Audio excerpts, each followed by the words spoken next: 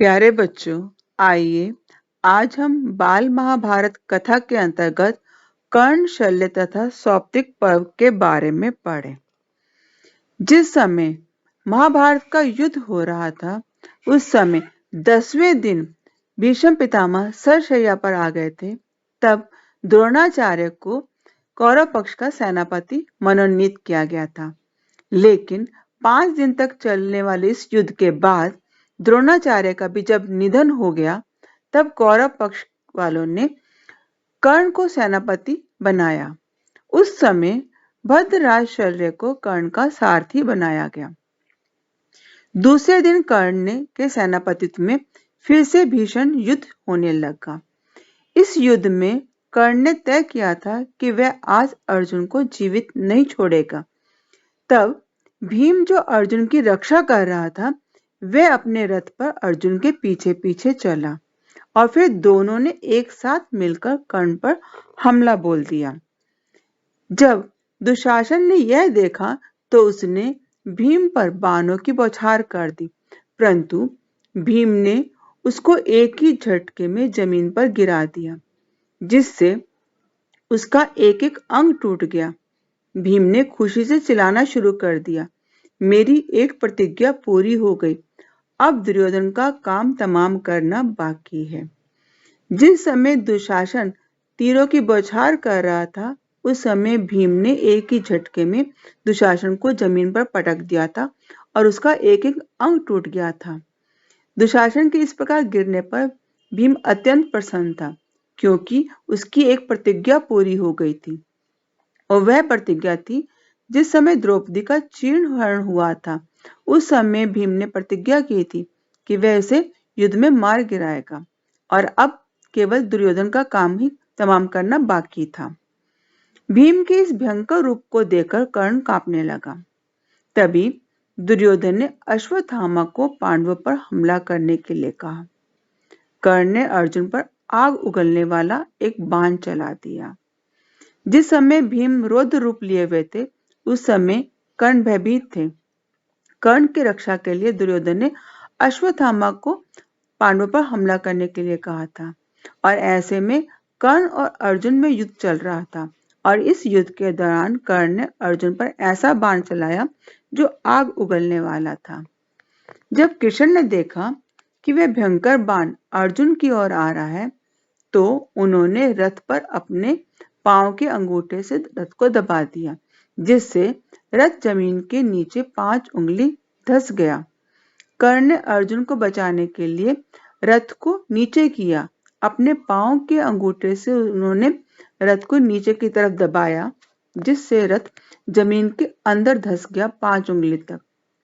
और ऐसे में कर्ण द्वारा चलाया गया बाण, भयंकर बाण, अर्जुन के ऊपर से निकल गया और ऐसे में अर्जुन उस बाण के प्रहार से बच गए। श्री कृष्ण की यह इस उक्ति ने अर्जुन को बचा लिया। तभी कर्ण द्वारा चलाया हुआ सर्प मुखास्त्र फुकारता हुआ अर्जुन की ओर आया। उन्होंने ऐसा बाण चलाया जो सर्प के मुख के आकार का था और फुकारता हुआ आ रहा था, और उस बाण की वजह से अर्जुन का मुकुट हवा में उड़कर चला गया। इस पर अर्जुन बहुत अधिक क्रोधित हो गए। अब उन्होंने बड़े जोश के साथ कर्ण पर बाणों की वर्षा शुरू कर दी। तभी अनायास ही कर्ण के रथ का बाईं तरफ का पहिया जमीन में धंस गया, जिससे कर्ण घबरा गया। उसने अर्जुन से कहा, अर्जुन जरा ठहर जाओ, मेरे रथ का पहिया कीचड़ में फंस गया है। पांडुपुत्र, तुम्हें धर्म युद्ध करने का जो यश प्राप्त हुआ है, उसे व्यर्थ में मत गवाओ। इस युद्ध के दौरान जिस समय कर्ण का रथ का पहिया जमीन में धंस गया था कीचड़ में, तब कर्ण भयभीत हो गए थे। अब वो अर्जुन से रुकने के लिए कहते हैं कि जिस समय मैं रथ से नीचे उतरूं, अपने रथ को इस कीचड़ से बाहर निकालूं, तब तक अर्जुन उस पर प्रहार ना करें। और उन्होंने कहा कि तुम रुक जाओ, मुझे अपने पहिए को कीचड़ से बाहर निकालना है। दूसरी बात, पांडुपुत्र अर्जुन, तुम तो धर्म युद्ध करने वाले हो, अर्थात तुमने अब तक जो भी युद्ध किए धर्म के पथ पर चलते हुए युद्ध किया है और तुम्हें इसी का ही यश प्राप्त है। ऐसे में तुम उसे व्यर्थ मत गवाओ। धर्म के पथ पर चलते हुए मुझे अवसर दो, ताकि मैं अपने रथ के पहिए को कीचड़ से बाहर निकाल दूं। और यह भी उचित नहीं है कि मैं जमीन पर खड़ा रहूं और तुम रथ पर बैठे बैठे मुझ पर तीर चलाओ। यह उचित नहीं है और ना ही ये क्षत्रिय धर्म है। इसलिए कुछ क्षणों के लिए तुम प्रहार करने के लिए रुक जाओ। कर्ण की इन बातों को सुनकर श्री कृष्ण ने कहा, कर्ण, दुशासन, दुर्योधन और तुमने जब द्रौपदी का भरी सभा में अपमान किया था, क्या उस वक्त तुम्हें धर्म की याद आई थी? जब कोमल बालक अभिमन्यु को तुम 7 महारथियों ने एक साथ घेर कर निर्लजता के साथ मार डाला था, तब तुम्हारा धर्म कहाँ था? और आज जब तुम्हें संकट अपने सामने खड़ा दिखाई दे रहा है, तो तुमको धर्म याद आ रहा है।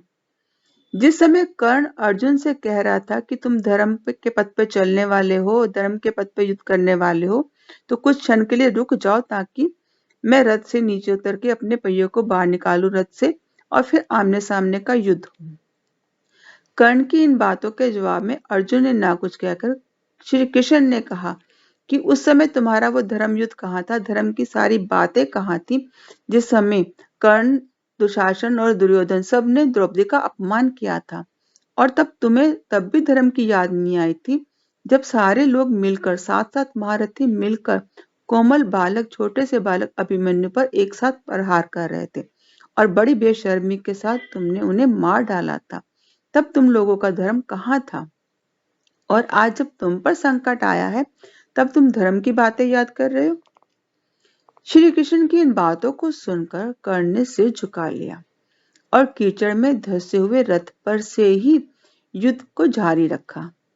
तभी कर्ण का एक बाण अर्जुन को जाकर लग गया, जिससे वह बेचैन हो गया। बस यही जरा सा समय पाकर कर्ण रथ से नीचे कूद पड़ा और कीचड़ में धंसे पहिए को समतल पर लाने का प्रयास करने लगा। जिस समय श्री कृष्ण ने उनको कर्ण को इस तरह की बातें बताई, तब कर्ण को शर्मिंदगी महसूस हुई और उनका सिर झुक गया। अब वो कीचड़ में फंसे हुए रथ पर ही वैसे ही खड़े खड़े युद्ध कर रहे थे। लेकिन इस युद्ध के दौरान जब कर्ण के एक बाण अर्जुन को जाकर लगा था और जिससे अर्जुन बेचैन हो गए थे, उसी पल भर के समय को ही वो उस अवसर का उन्होंने लाभ उठाया और तत्काल अपने रथ से नीचे उतरे और कीचड़ में धंसे हुए अपने रथ के पहियों को बाहर निकालने का प्रयास करने लगे। कर्ण ने बहुत कोशिश की, बहुत प्रयत्न किया, लेकिन उसके बाद भी उनका रथ का पहिया गड्ढे से बाहर नहीं निकल पाया। तब श्री कृष्ण ने अर्जुन से कहा, अर्जुन, बस देर मत करो, ये अच्छा अवसर है, तुम हिचकिचाओ मत और शीघ्रता से कर्ण पर प्रहार करके उसे खत्म कर दो। अब जिस समय कर्ण कोशिश कर रहा था रथ का पहिया बाहर निकालने के लिए, लेकिन उसकी सारी कोशिशें विफल जा रही थी, व्यर्थ जा रही थी, बेकार जा रही थी। कीचड़ में से गड्ढे पहिए को बाहर वो नहीं निकाल पा रहा था। तब श्री कृष्ण ने अर्जुन से कहा कि देखो, तुम देर मत करो, अच्छा अवसर है और तुम हिचकिचाओ भी मत। इसी अवसर का लाभ उठाकर तुम कर्ण पर प्रहार करो और इसे समाप्त कर दो। श्री कृष्ण की बात को मानकर अगले ही क्षण अर्जुन ने कर्ण पर एक ऐसा बाण मारा कि कर्ण का सिर धड़ से अलग होकर जमीन पर गिर गया। श्री कृष्ण के उकसाने पर ही अर्जुन ने बाण चलाया था और ऐसे में उस बाण ने कर्ण को धराशायी कर दिया था। जब दुर्योधन को युद्ध में कर्ण के मारे जाने की खबर मिली, तो वह शोक के सागर में डूब गया। दुर्योधन को इस बात का अत्यंत दुख हुआ कि कर्ण जैसे महारथी भी इस युद्ध में अब नहीं रहे हैं। दुर्योधन को चिंताग्रस्त यानी चिंता में डूबे हुए देखकर कृपाचार्य को उन पर दया आ गई। उन्होंने दुर्योधन को सांत्वना देते हुए कहा, राजन, अब युद्ध को बंद कर देना ही उचित होगा। अब तुम्हारा कर्तव्य यही है कि तुम पांडवों से संधि कर लो। जिस समय कृपाचार्य ने यह देखा कि दुर्योधन इस समय चिंता में डूबे हुए हैं, तब उन्होंने उसे सांत्वना दी, दिलासा दिया और साथ ही ये भी कहा कि यह समय अब ऐसा है कि अब युद्ध समाप्त कर देना चाहिए और वास्तव में कर्तव्य भी उनका यही बनता है कि युद्ध को बंद कर दें, पांडवों से संधि कर लें, इस युद्ध को अब आगे ना बढ़ाएं, क्योंकि दोनों ही पक्षों से इतने बड़े बड़े महान योद्धा महारथी मारे जा चुके थे। अतः सही अवसर यही है कि इस समय युद्ध को विराम दिया जाए। जबकि दुर्योधन काफी निराश हो चुका था, किंतु फिर भी उसने कृपाचार्य की यह सलाह बिल्कुल भी अच्छी न लगी। हालांकि दुर्योधन हताश थे, निराश थे, उनके सारे महारथी मारे जा चुके थे, लेकिन फिर भी उन्हें कृपाचार्य की सलाह अच्छी नहीं लग रही थी।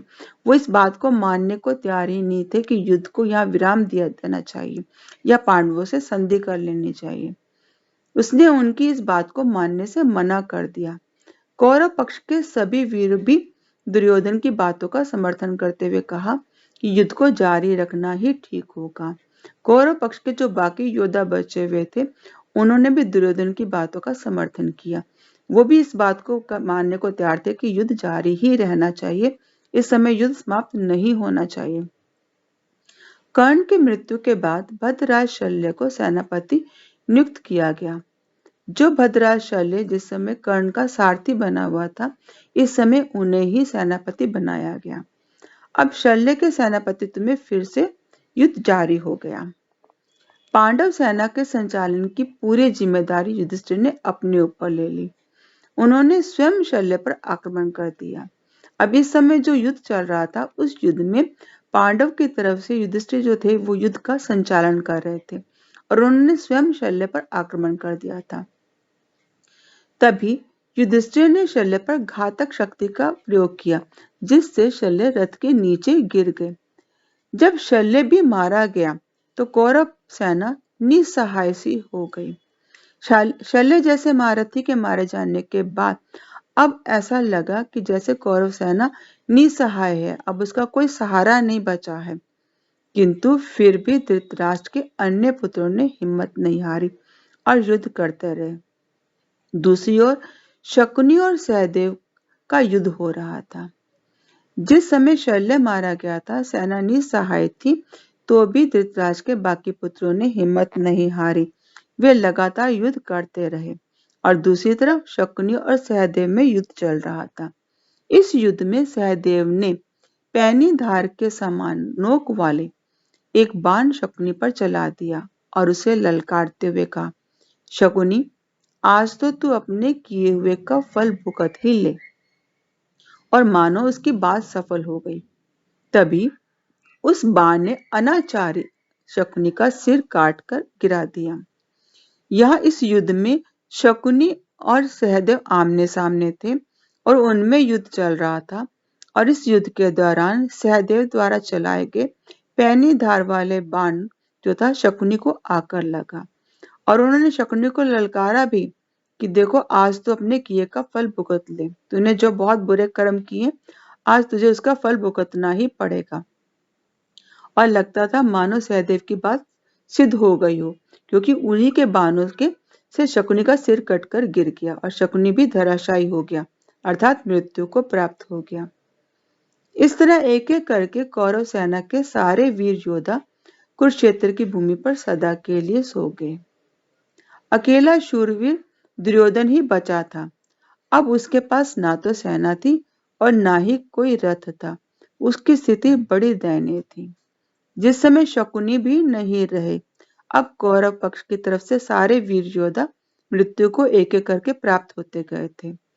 केवल दुर्योधन इस समय यहाँ था और उसके पास ना तो सेना थी, ना ही रथ था। उसकी स्थिति बड़ी दयनीय हो गई थी। ऐसी अवस्था में दुर्योधन अकेला ही गदा हाथ में लेकर युद्ध भूमि से निकलकर चुपके से एक जलाशय की ओर चला गया। इस युद्ध में वह हताश निराश हो चुका था और ऐसे में अपने प्राण रक्षा के लिए वो जलाशय की ओर चला गया। युद्ध भूमि से वो बाहर निकल आया था।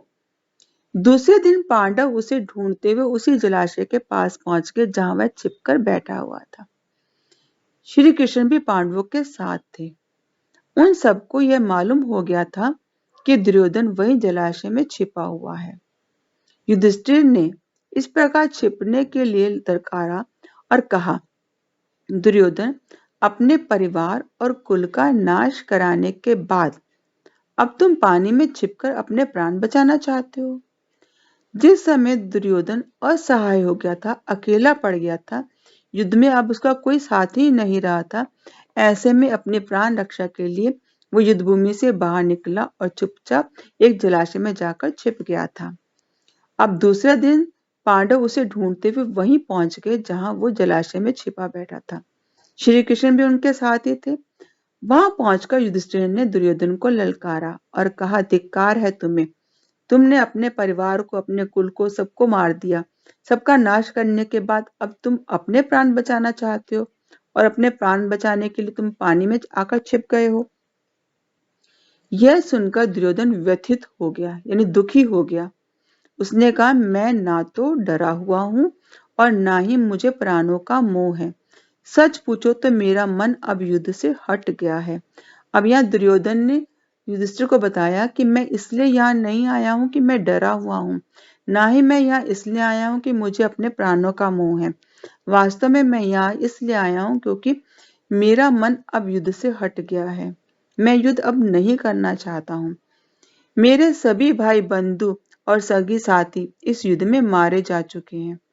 मैं अब बिल्कुल अकेला हूँ और मुझे राज्य सुख का भी लोभ नहीं रहा है। ये सारे राज्य अब तुम्हारा है, तुम निश्चिंत होकर इसका उपभोग करो। युधिष्ठिर को उसने कहा, दुर्योधन ने, कि मेरे क्योंकि सारे भाई बंधु मारे गए हैं, मैं अकेला रह गया हूँ। मुझे इस समय राज्य का लोभ नहीं है। तुम्हें राज्य चाहिए तो तुम सारा राज्य ले लो और निश्चिंत होकर इस राज्य का उपभोग करो। युधिष्ठिर ने उसे ललकारते हुए कहा, दुर्योधन, एक दिन तुम्ही ने कहा था मैं सुई की नोक जितनी जमीन भी पांडवों को नहीं दूंगा। अब क्योंकि दुर्योधन ने एक बार कहा भी था कि मैं युधिष्ठिर को या पांडवों को सुई की नोक के बराबर भी जमीन नहीं दूंगा, आज वो सारा राज्य देने को क्यों तैयार हो गया है। तो ऐसे भी युधिष्ठिर उन्हें ललकार रहे हैं, युद्ध के लिए प्रेरित कर रहे हैं। जब दुर्योधन ने युधिष्ठिर के मुख से इन कठोर बातों को सुना तो उसने गदा उठा ली और जल में ही उठकर खड़ा हो गया और कहने लगा, अच्छा ठीक है, तुम एक एक करके मुझसे युद्ध करो। तुम 5 हो और मैं अकेला हूं। तुम पांचों का अकेले के साथ लड़ना न्याय के विरुद्ध है। मैं इस समय थका हुआ हूं और घायल हूं। मेरे पास कवच भी नहीं है, इसलिए चलो एक एक करके निपट लो। युधिष्ठिर द्वारा बार बार ललकारे जाने के बाद दुर्योधन उठ खड़ा हुआ था, युद्ध के लिए तैयार हो गया था। वो जलाशय में से उठा और बाहर आया और गदा हाथ में ले ली थी। उसने कहा, ठीक है, मैं युद्ध करने के लिए तैयार हूँ, लेकिन क्योंकि तुम 5 हो और मैं अकेला हूँ, तो ऐसे में पांचों का अकेले युद्ध में अकेले के साथ लड़ना न्याय के विरुद्ध होगा। और दूसरी बात यह कि मैं थका भी हुआ हूँ और घायल भी हूँ और ना ही मेरे पास कोई कवच भी है, इसलिए तुम एक एक करके आओ, मेरे साथ युद्ध करो। यह सुनकर युधिष्ठिर ने कहा, यदि अकेले पर एक साथ कोई कई योद्धाओं का आक्रमण करना धर्म नहीं है, तो बालक अभिमन्यु कैसे मारा गया। अब यहाँ युधिष्ठिर जो है दुर्योधन को इस बात को जताना चाह रहे थे कि उस समय उनके मन में वो न्याय की बातें कहाँ चली गई थी, वो धर्म की बातें कहाँ चली गई थी, जब 7 महारथियों ने एक साथ मिलकर अकेले बालक अभिमन्यु को मारा था। तब उन्हें वो धर्म की बातें क्यों नहीं याद आई थी, तब ये बात उन्हें क्यों नहीं याद आई थी कि एक के साथ कई कई योद्धाओं का युद्ध करना धर्म के विरुद्ध होगा। आज उसे ये धर्म की बातें क्यों याद आ रही हैं। यह सुनकर दुर्योधन जलाशय से बाहर आ गया और उसने भीम के साथ गदा युद्ध करने की इच्छा प्रकट की। भीम भी तैयार हो गया और दोनों में गदा युद्ध शुरू हो गया, जो काफी देर तक चलता रहा। तभी श्री कृष्ण ने अर्जुन को इशारों में बताया, यदि भीम दुर्योधन की जांग पर गदा मारेगा तो वह जीत जाएगा। अब इस समय जब युद्ध चल रहा था, भीम और दुर्योधन में गदा युद्ध था और काफी देर तक ये युद्ध चलता रहा था। हार जीत का कोई फैसला नहीं हो रहा था, दोनों पक्ष भारी पड़ रहे थे। तब श्री कृष्ण ने अर्जुन को संकेत किया, उसे बताया। अब वो संकेत जो बता रहे थे, भीम ने उस संकेतों को समझ लिया कि अगर भीम जो है इस समय दुर्योधन की जांग पर प्रहार करेगा गदा से, तो वह जीत जाएगा। उन्हें मालूम था कि दुर्योधन की जांग जो है वो दुर्बल है और उस पर प्रहार करने पर वह अवश्य विजय हो सकता है, क्योंकि दुर्योधन का बाकी सारा शरीर लोहे के समान मजबूत था, केवल जांग ही ऐसी थी जो दुर्बल थी। और ऐसे में उन्होंने संकेत करके बता दिया कि वे उनकी जांग पर ही प्रहार करें। भीम ने तुरंत ही श्री कृष्ण के इस इशारे को भांप लिया और अनायास दुर्योधन पर टूट पड़ा। उसकी जांघ पर जोर से गदा का प्रहार किया, जिससे उसकी जांघ की हड्डी टूट गई और वह जमीन पर गिर पड़ा। अधमरी अवस्था में पड़े हुए दुर्योधन के दिल में फिर से क्रोध और ईर्ष्या द्वेष की ज्वाला भड़क उठी। जिस समय भीम संकेत को समझ गया था श्री कृष्ण के और उस पर जांघ का दुर्योधन पर उन्होंने प्रहार किया था और नतीजा ये हुआ था कि जांघ की उनकी हड्डी टूट गई थी। जब जांघ की हड्डी टूट गई तो दुर्योधन जमीन पर गिर पड़े। अब इस समय वो अधमरी अवस्था में थे और ऐसे में अधमरी अवस्था में पड़े हुए भी दुर्योधन के मन में ईर्ष्या और क्रोध की ज्वाला ही भड़क रही थी। वह गरज कर बोले, कृष्ण, धर्म युद्ध करने वाले कौरव सेना के सभी महायोद्धाओं को तुमने ही कुचक्र यानी षड्यंत्र रचकर मरवा डाला है। इस समय श्री कृष्ण को वो गरज कर बोलते हैं कि जितने भी कौरव पक्ष के महारथी योद्धा मारे गए हैं वे सब तुम्हारे ही षड्यंत्र के कारण मारे गए, अन्यथा पांडव पक्ष में इतनी सामर्थ्य नहीं थी कि वे कौरव पक्ष के इन सारे महारथियों को युद्ध भूमि में मार पाते। यदि तुमने ऐसा ना किया होता तो क्या कर्ण, भीष्म, द्रोण भला युद्ध में परास्त होने वाले थे? मरणासन अवस्था में दुर्योधन को इस प्रकार रोते और विलाप करते हुए देखकर श्री कृष्ण ने कहा, दुर्योधन, तुम अपने ही किए हुए कर्मों का फल भुगत रहे हो। तुम यह क्यों नहीं समझते? तुम्हें तो पश्चाताप करना चाहिए। अपने अपराध के लिए दूसरों को दोष देना व्यर्थ है। तुम्हारे नाश का कारण मैं नहीं, लोभ में पड़कर जो महापाप तुमने किया था यह उसी का फल है जो तुम्हें भुगतना पड़ा है। जिस समय मरणावसन अवस्था में यानी मरने वाली अवस्था में पड़े हुए थे दुर्योधन, रो रहे थे, विलाप कर रहे थे और श्री कृष्ण से ये कह रहे थे कि उन्हीं के कारण कौरव पक्ष के सारे महारथी मारे गए हैं।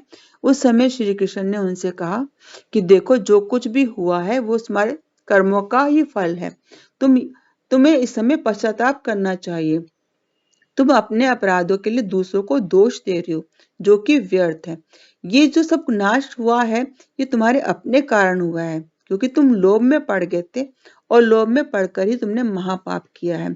अब जो तुमने महापाप किया है ये सब उसी का फल है। जब पाप कर्म तुमने किया है तो उसका फल भी तुम्हें ही भुगतना पड़ेगा। आशा है आपको ये पाठ समझ में आ गया होगा। धन्यवाद।